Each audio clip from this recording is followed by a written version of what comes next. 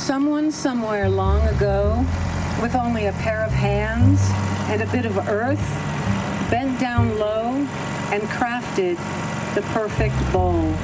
Perhaps because to make is to praise. So here's to the movers and the shakers and the dreamers and the dabblers and the makers. My sculpture's name is Scat. And the inspiration for Scat occurred one morning about 6 a.m. the day before I'd taken the garbage out. The next morning I went to check on it, and sure enough, the garbage was strewn everywhere. A bear had gotten into it. As sun was rising, I was picking up the garbage. And as I did, I fumed. You get out of here, you Scat. It's a mushroom. This is the first, one of the only sculptures I've made with found objects. Mostly it was a big spring. I had to do something with this guy. It's so amazing.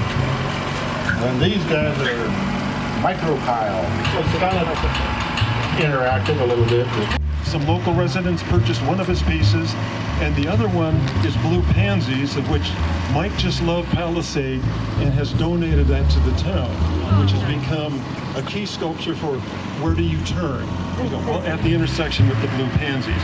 And what you don't know is Mike only has one hand, and he does very well with it, especially picking up metal and so forth. I made one for Moab, and I titled it Heart of the Desert because I was thinking Moab is desert and it's a very beautiful area. This one is Heart of the Desert. It's made of Corten steel. It has an underlying structure of rebar that I weld together. This is called Girl Hawk.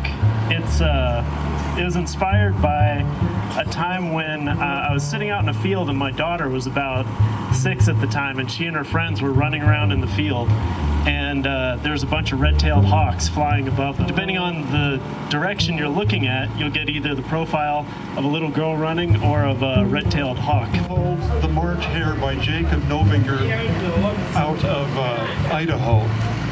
And the story that goes with it is that when COVID-19 came out, and Jacob is a full-time sculptor, and all of a sudden the government health officials come to his studio and say, Mr. Novinger, I'm sorry, we have to shut you down. Art is not essential. And Jacob just looked at the guy, and then he says, I'm not going down that rabbit hole with you. And 8 months later, out of his studio, he comes out with The March Hare. 8 years ago, this is the 8th annual, when the program started, we had 4 pedestals, 2 of which were right in front of the wheelchair ramp. This coffee shop opened up, and all of a sudden we needed to have a wheelchair ramp, which meant we lost 2 pedestals. And they had to put in the wheelchair ramp for code, etc. And we took advantage of that. I think this is one of the coolest wheelchair ramps I've ever seen. This sculpture's name is Bear Belly. He's made out of horseshoes from a ranch in Antonito, Colorado. When I got done with him, I looked and said, gee, he's got quite a belly. This piece was inspired by a door wood chalk. It's the shape of a wedge to keep your door open, and then I just went from there and tried to make a goofy little guy. It's kind of a self-portrait. It's like a double self-portrait. So this is me kind of now forgiving myself in the past for past mistakes. This sculpture is called Bon Appetit, or Bon Appetito, and I guess the Italian version. Quickly, a friend of ours gave me his mother's utensils, all in a nice box. I said, okay, and Janine yells out, Bon Appetito, enjoy your meal you just created.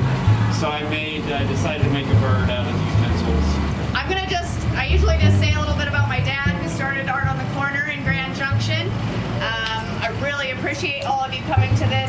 My dad's dream was to have Art on the Corner from one end of the valley to the other, and we've pretty much done it.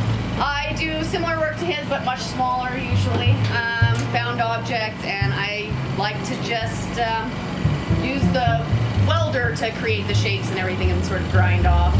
It's more like clay at that point.